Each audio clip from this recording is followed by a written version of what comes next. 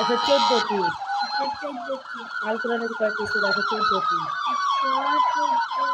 না দিলে হবে না। লেখো, জয়েন করো।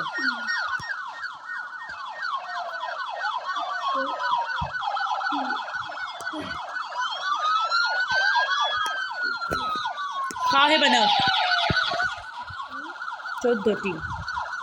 আল কোরআনে কয়টি সূরা? 14টি। পড়ো।